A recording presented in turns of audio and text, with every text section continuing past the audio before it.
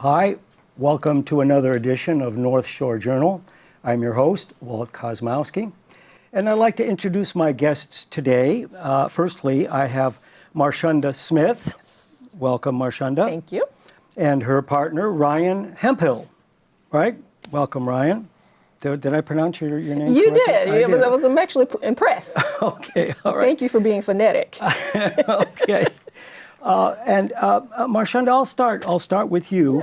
Yeah. You are currently the conductor of the Lowell Symphony Orchestra, as well as the conductor of the Cherry Hill Chamber Orchestra. Yes, slight correction, the Lowell Philharmonic Orchestra. Excuse me. Okay. And it has been established since 1903. Wow. So Yes, a long time. Been around for a while. And you're a classical musician, and so for the benefit of our audience, why don't you give us a quick rundown on your background so we know who you are? Well, I'm from Chattanooga, Tennessee. So if you hear a slight accent, that's what it is. I've been told that when I get upset, the southernness comes out and I start to become a little bit more articulated. So That's true. so I'm from the South. That's true. And I started playing cello because I had a crush on a boy and I wanted to sit closer to a boy. And so I'm skipping over a lot of stuff, but I play the cello. Mm-hmm. I found my way up to University of Southern Maine in Portland, and yes. From Chattanooga? From Chattanooga to Maine, yes. The hills are great. That was like home, but the winters were just... Well, you don't have to tell me. Oof, it's a lot. I actually sold my motorcycle. I had a motorcycle. I sold my motorcycle when I moved north because the north has 13 months of winter, and I just could not afford that. You're a real wild child. Well, you were. I like experiencing things. So I found myself in Maine. I got a degree in orchestral conducting with a side of education. Okay. Because I love being in front of all the instruments and making the music together. But then I also love to teach. So I paired that.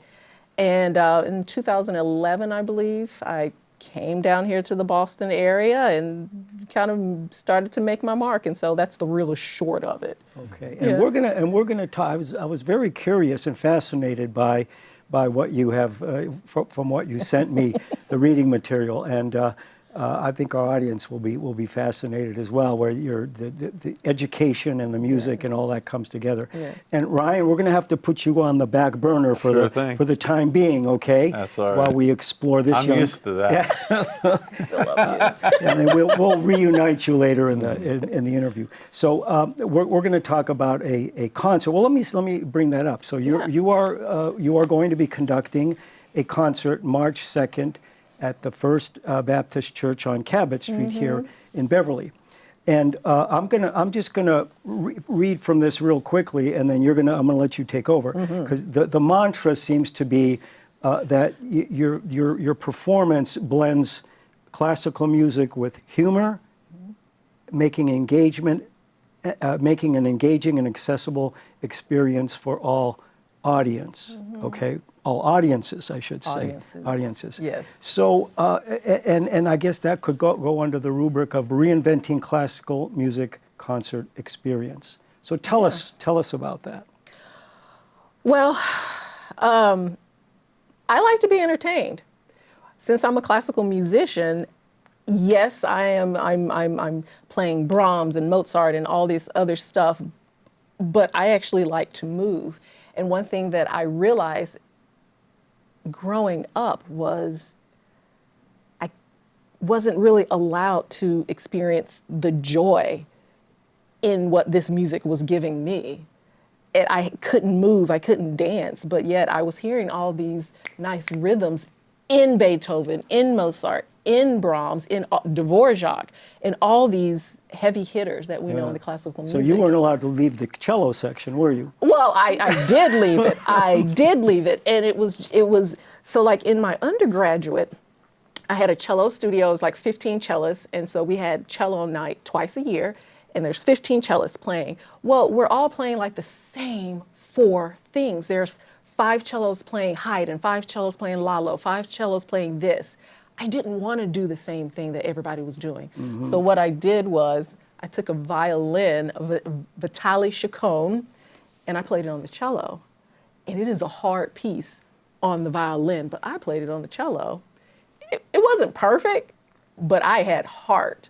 And I got a lot of compliments from that. And I actually really enjoyed having that experience of braving through something different and finding out what this piece was or what I can do actually as a cellist. So I love to explore different soundscapes, and that's really what I bring when I'm working with people and kids. Like, hey, what story is going through your mind when you play these 8 measures? What are you feeling? Now let me ask you something. So Yeah. I'm going to put you on the spot because Sure. I'm a classical music lover, and you, according to your website, that you find that for normal audiences, classical music can be alienating. And so what you want to do is you want to remove that alienation through, you say, these other things. So I'm going to ask you why you think the typical music is alienating, and how does what you bring to it, the comical element, the storytelling element, how does that bridge that? There's the statistics have actually shown since in the past few years that the audiences for classical have dropped about 30%. Yeah, Have dropped. has dropped. Yeah, Yeah, people going to classical concerts. Right. Yeah, classical. The genre itself is dying. Right. And no one in there are a few people trying to thwart that. They're trying different things of how to keep people coming in Right. and to find new audiences. And so I'm part of that movement. So what you're doing is to get people reconnected, or maybe new people connected that haven't appreciated classical music before. Yeah. Would that be right? Yes, that's Yeah. totally right. Okay. Yeah, bringing in new people, reconnecting people who are already in this genre and this realm, and just showing them, hey, let's look at classical music a different way. It doesn't have to. For instance, I've gone to the Boston Symphony, the Chattanooga Symphony, Knoxville Symphony, New York, like all these symphonies, and they've given such wonderful performances. And I'm wanting to speak to somebody about what that felt like, and like, oh, this piece was this and this piece was that, but everybody just fouls out and there's no conversation on it. And it's just like, where is the platform where we can actually clap after, a great adagio? We can't do that. Where is the platform where we can actually say, this brought me joy, or that reminded me of this place or in my life? I've never really so you're had trying that. you're trying to connect those synapses as Yeah. And connect with the audience themselves. Yeah. Now you mentioned integrating comedic elements. Okay, so give me an example. I'm dying to find out what I'm going to go to your concert. We're going to talk about that in a little bit. So give me an example of a comedic element that you integrated into a classical piece. Well, so the upcoming concert is kind of a return of our character Lebec, and I have to give credit to Ryan here because he is the storyteller behind everything. I'm the improviser. I'll get up there and I have my points to make, but he's actually the storyteller. I usually come up with the stories, and what I'm trying to do is trying to offset a lot of the music in some cases. Like, for instance, the first time where we really did this was in the English Adils piece. The English Idyll. And so I remember speaking to you and saying, honey, English in springtime sounds great, but it might be a little dry. Seem a little dry to people. And I said, what if we do something that's kind of counter to that? Give a little counterpoint to that. So we said, well, we need to make it so that it's very kid friendly as well. So let's take some characters out of English folklore that are usually seen as very naughty, and let's take 2 of them and let's get them into an argument during the concert, and we'll make that part of the concert. And that's exactly what we did. We took the Mr. Toad of Toad Hall from Yeah. The Wind in the Willows, and we took Peter Rabbit, who was with his shenanigans in Mr. McGregor's Garden, and we took both of those characters into play, and we basically had them come in, and I played their characters, and we did pre-recordings of it, and I just changed the pitch of my voice. And then basically they got into an argument. Yeah, we had a conversation during the So you actually had people dressed as these no, characters? No. So we had pre-production. We had a script, and so we had all what we were going to say during the concert. Yeah. So he recorded his voice, and then we changed it so it can sound like Mr. Toad, and then we changed it to sound like Mr. Rabbit. But the script was, while I was, during the concert, I would we're going to have Mr. Toad and Peter Rabbit join us from, Europe. So you actually said that? I actually said that. So the orchestra stopped playing? Yeah. During that time period. During that time period. Okay. And we played certain things according to our script through the speaker as though they were on Zoom coming in for us. Right. And so it was an interaction between us three, and Toad and Rabbit. They sent flowers, but that was Toad. Mr. Toad had stolen his flowers from the next door neighbor's garden. From my next door neighbor's garden, and I commented And on the that. roots The were roots still were attached. still there attached, so Yes. that got some laughter. And then Peter Rabbit. Peter Rabbit was responsible for. He got a little hungry. He got a little hungry. and he ate the whole The tops bouquet of the of flowers. So Wouldn't you if you were a hungry rabbit, right? Yeah. Sure. So these are the things. It's just light humor. Now, what kind of comments have you gotten from people after the show that stuck around and wanted to tell you what they thought? What kind of comments have you got? The first and big comment that we received last year was, I can't remember which concert it was, but it was a 2-hour-long concert, which I didn't mean for it to be 2 hours. Yeah, right. I did not mean for it to be 2 hours. But afterwards, there were so many people that came up and said, Marshunda, that was the best 2 hours that I've ever had at a concert. When is your next concert? Yeah, that was Art Nouveau. Oh, that was Art Nouveau? Art Nouveau, yeah. Oh, okay. So, it was Art Nouveau. And so from that, when people didn't realize that there was 2 hours, and they're just like, that was the best 2 hours we've ever had. We can't wait for the next concert. We knew we had tapped on something. We had tapped onto something. Yeah. Okay. Yeah. Okay. And then you have cross-disciplinary elements. I'm curious to hear you say what kind of cross-disciplinary elements you weave into this thing. Well, for the English Idyll, we had poets. I grabbed English poets, and then I had local people, local to either Lowell or Beverly, actually read throughout the concert that superimposed it with whatever piece we were just playing after whatever I just spoke to the audience. So they had some poetry in it. Another one was the New England, it was where the soup, New England Miniatures. New England Miniatures. We had N Squared Dance Company come and dance to a classical piece. Yeah, interpretive. And interpretive dance during that classical piece. Okay. And it was one thing that they asked me, Nicholas, who is the director of N Squared, which is based out of Lowell, he asked me, okay, well, this is a very classical piece. Do you want our dance to be structured, like ballet type, or just free form? I'm like, do whatever moves you. Do whatever moves you. And so there was 5 movements.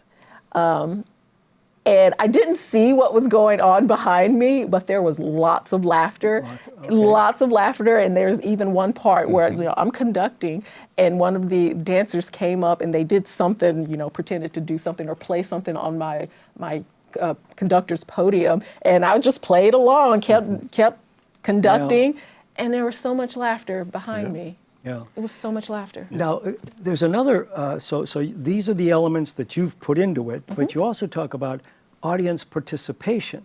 So tell us about that. How does that happen? Well, first, I mean, let me interrupt. Do you cue the audience to say something, or do you just expect them to act spontaneously based on what they're... I actually, at the beginning of the concert, when I tell them, this is the running time is about 70 minutes, there will be an intermission or no intermission. I ask them how many people have been to a Marshunda concert. And more people are raising their hand, which is a good thing. And for those who have not been to a concert, I tell them, please emote if after we perform something, you want to clap. Please clap. You have to move. If the music is moving you, if the dancers are moving you, if the poet is moving you, please express that in some way. So I give them permission to react right then and there. This seems so contrary to like a typical classical concert where it mums the word. No, you got to be as quiet as a church mouse, and then you can't because everybody wants to hear. Interesting. Yeah. That's not the only participation though. But in the middle, between things that are happening, our script, I'll just ask them, what was going on in your mind? Yeah, and actually have them respond. Yeah. During the concert. During the concert. You point to someone. Yeah. Really? It's just like someone wants to say just somebody something. wants to say something about what they just do they heard. have to put up their hand, or what if the person gets tongue tied? I start to realize that the people who have come to our concerts more and more, when it's that time to say something, they just say it. Versus the new people, they're like, right. Typical. Yeah, once you get used to something. Exactly. All right. And we're gonna be talking, and we'll be plugging your show that's coming up on March 2nd. But now let me get to Ryan here, who, despite my warning not to talk until I came back to him, completely ignored me. Well, I'm part of the whole mix anyway. He's part of it. Yeah. I'm just kidding. So now. You are an educator, a teacher. So tell us a little bit about your background. Well, my background's kind of interesting. I grew up in a household where my father was a metallurgical engineer, and his job was inventing alloys for a living. And my mother was an artist. So back in the day, they had kind of this idea of a left brain, right brain philosophy going on there for a while. If you were to characterize it under those circumstances, that's kind of what I am, is a combination of left and right-brained thinking. Right, the metallurgist versus the artist. Yeah, so when I was about 13 years old, my dad started having me do reading comprehension, and his idea of reading comprehension was having me read the Scientific American before dinner, and then I'd have to explain the article and then talk about the scientific implications for the technology. Really? Yes. Yeah, and that was very, very common. So it was a common repeating. You mean common in your household, or common in his household? Almost every single. My father never asked me. Almost every single day. Yeah. So the thing is that as a result, I got to be what I now refer to as a filthy good researcher, because I was constantly doing that all the time. Yeah. So. When I went off to college for biology, then I actually ended up going off into web design development. But when my kids were young, my son Carter was I had to go see the kindergarten teacher about. She said that he had very poor math skills. He's in kindergarten. Yeah, he was in kindergarten. He's poor math skills. He's a kindergartner. Yeah. So the thing that came out of it was that it turned out that their entire impression of his poor math skills was actually a result of the digital technology that they were having him use. And as a result, he did what, from my background in web design, I call raccooning. And so basically that's where you have a person behave in such a fashion that they behave in a very unpredictable fashion compared to what you were expecting them to do. So when you have a user experience, like a math program or something like that, and a kid does that, you really don't know what they're going to do. And that was basically what Carter was doing. So it turned out he was just guessing his way through the math program and realized that the math program would allow him to still make progress even if he wasn't paying attention. Right. Now he's 5. You know, he's not doing this with any malice or ill intent. Of course. It's not like he doesn't care or, you know, he's got an attitude problem. No, he's 5. He's 5. You know, so they've already branded him, right? They've already put him in they're the already box. branding him as not knowing how to do math. Yeah. And I explained to Carter that, you know, son, if you keep doing poorly at these tests, when you get into first grade, they're going to put you in a program where all the kids don't know how to do math, and you're going to have to do the same math program over and over again. And so He didn't like that. he didn't like that at all. He was like, that sounds like a bad thing. I said, so let me teach you how to check your answers. Yeah. And within 10 days, Carter got the best grade in his entire class. Yeah.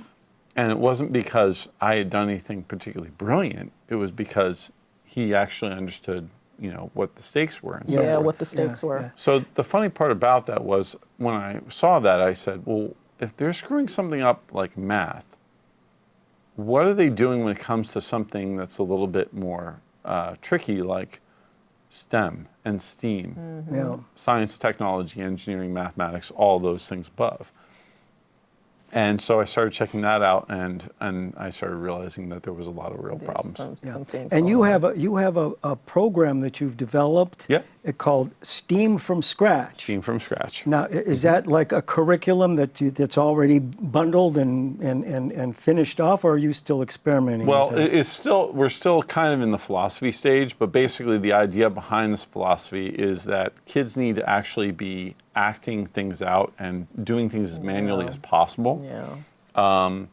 There's not a lot of focus on the digitization of everything.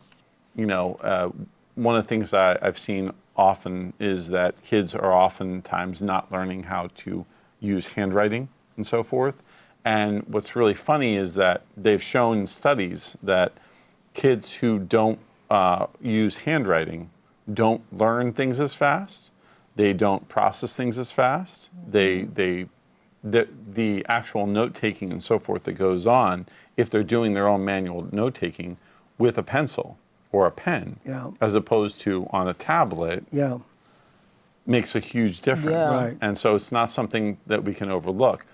I do think it goes beyond that, though. I think we should be considering other options as well for how kids are interacting with science problems. Yeah. You know, so that they recognize when sometimes what you'll see is kids will get these first-hand impressions of how something works, and then their first impression they jump to some big conclusion Right. on. And then the thing is that the real lesson actually would be for them to recognize that their bigger conclusion was incorrect, but they don't get a chance to test that out.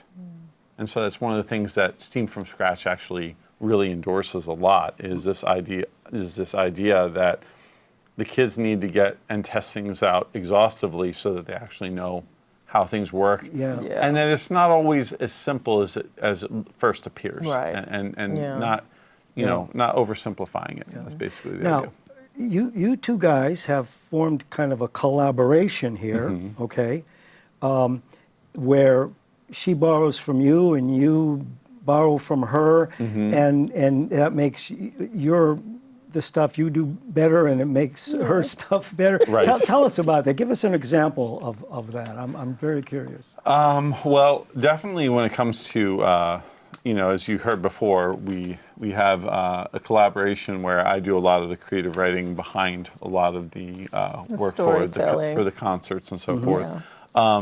On the other hand, her background in teaching ends up helping. She comes at it from a very different philosophy than what I grew up with. So she grew up with she taught through the Waldorf philosophy. I taught at the Waldorf School here in Beverly for over 10 years. And even before I met Waldorf, I was already kind of in that realm of meeting the kids where they are, because that was my high school. in Chattanooga, Tennessee, they sat down and thought with every child, what does this child need? We're Right. all we're teaching this subject, but this child learns differently, processes things differently, Yeah. and this child processes things differently. And so when he's coming up with these activities and everything, and he's explaining it to me, I will bring in my experience. Right. Like, okay, well, think about it this way, because this type of child may see this, and this type of child may Right, see right. this. A really good place where it came in really handy was when you started talking to me about kids' developmental stages when we were yeah. when we were talking about when they would be at the point where they would start recognizing that they were being able to step outside of themselves for a second and see how they were learning something. And kids have to be above 8 usually Yeah. before they're really at the point where they're really ready to say, oh, I was looking at it this way and I need to look at it over this way. Yeah. And Yeah. when it comes to STEM and STEAM activities, that's really, really important. Yeah. Yeah. Yeah. Now, this is phenomenal. This is really exciting. But we only have a little bit of time left, so right. I want to talk about your upcoming concert. Yes. Okay. So, well, first of all, let me ask the control room if Chris would put up. These are some posters, I guess, or some ads from. Let's take a look at that, and maybe you can talk to that now. What is going on here with this toad dressed up in a? Looks like That's a, Mr. Toad. That's Yeah. Mr. Toad. Yeah, oh, that's what we talked about. Yeah, that's Mr. And Toad. that was your promotional piece there. That, That was back in June last year. It wasn't our first concert, but it was definitely fun. I want to have fun with all my concerts, and I want the audience to have fun as well. well, so. yeah, I mean, the poster just says fun, right? I mean, who else? Now let's see the next one, Chris. Okay. Now this is This is the one that's coming up. right? Yes. Lebec and the existential Dream Onion. Dream Onion. Now that is quite a. I was trying to decipher when you sent me that. I was trying to decipher. Was Lebec Right. a classical composer? Lebec in French means the beak or the kiss. And I'm thinking, what the heck does that mean? Okay. So Lebec, our last concert, which was New England Miniatures and French Suites. The story that I weaved in through New England Miniatures and French Suites was I had some French composers and some New England composers, living composers. So I like to work with living composers Right. as well, because I actually can ask them a question. Why did you compose that? And so superimposed through that, he came up with a great story of Lebec, this French waiter, and the American who's Extremely rude. extremely French waiter. rude French waiter, where have I and seen the that before? American that sat down at his cafe, and how he was trying to, thwart the American, and the American was just Right. like, "Oh, this is great," and push come to shove, he ended up inadvertently creating creme brulee, Yeah. and While trying to torch his meal. Oh, so Yes. the creme brulee. Yeah. So he yeah. tries to ruin his meal, and instead he he improves created it. Yes, He yes. improves And so it. this is just Yeah. the second the second part of this, because when we left Lebec, he had thrown himself in the Seine, and the American saved him, and he's just like, I can't get rid of this American. This American is just all over me, trying to be nice and help me. And of course, insult to injury, it turns out it's his cousin. It's his long lost cousin, and so Lebec is going through this existential Twisted, crisis. sounds like an Agatha Christie crime.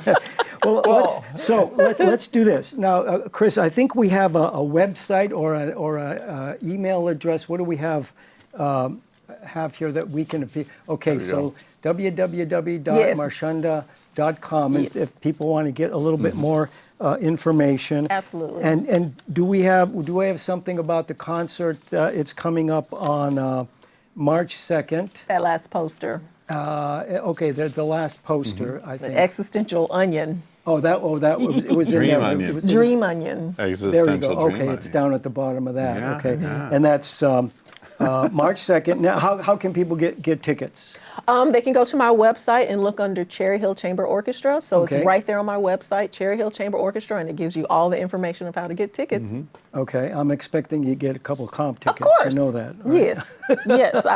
yes. Well, this has been a hoot. You guys. Good. So Good. So I'd like to thank you for watching another edition of North Shore Journal. I'd like to thank my guests, Ryan Hemphill and Marshunda Smith. Thank you guys. for having us. You've been very entertaining. And I'd like to just say to my audience, thank you for watching, and we'll see you next time.